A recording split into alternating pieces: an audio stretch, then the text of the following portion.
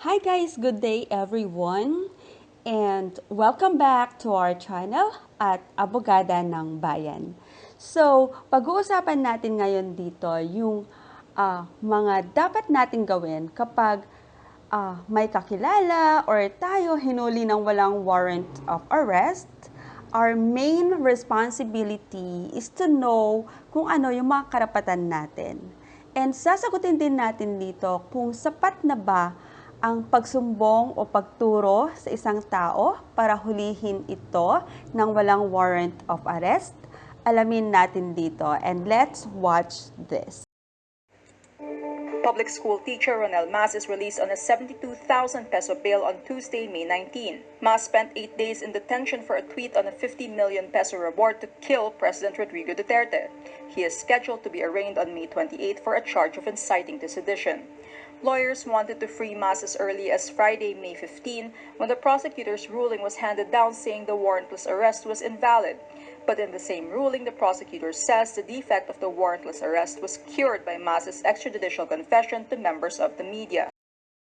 So yun, if naalala nyo guys, yung teacher who offered a bounty over the life of President Duterte, we're not saying na wala siyang kasalanan. He is indeed liable supposedly.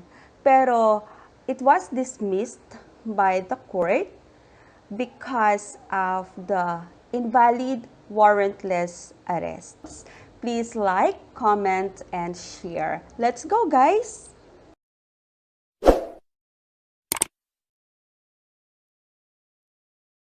So, ang sabi ng court, yung pagkakaroon ng informant's tip is not sufficient para huliin yung accused.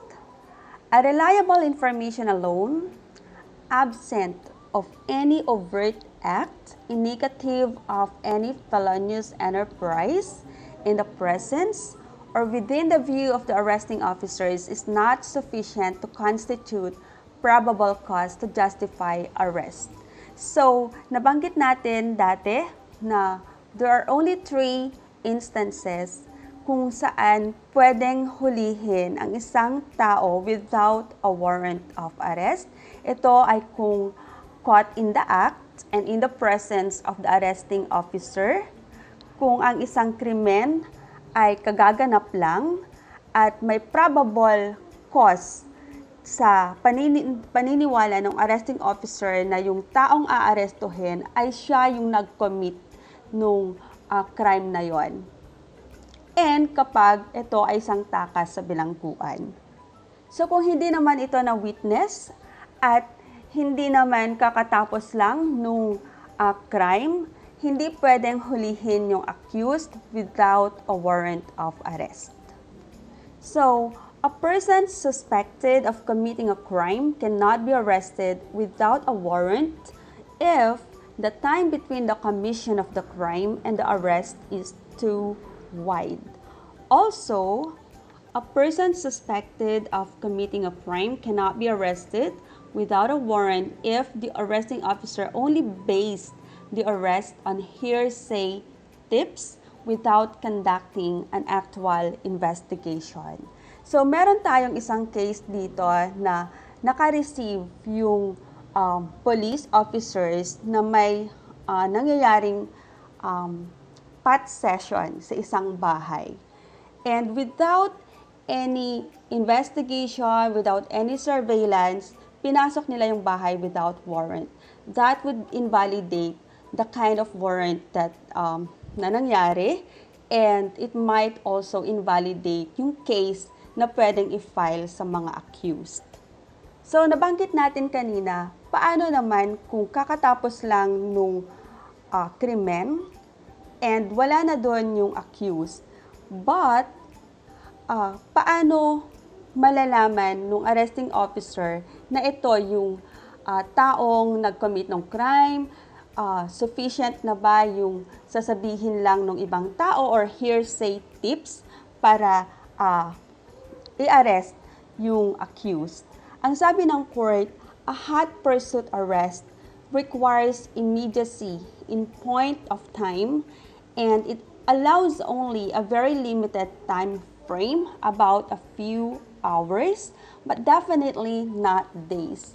So, pag may 1 day, 2 days, 3 days na ang nakakalipas and naka-receive sila ng informant that this is the person who had committed the crime, hindi na siya pwedeng huliin basta-basta without warrant. Kailangan nang mag-apply ng arresting officers ng warrant sa court para ma-serve ito and mahuli itong accused.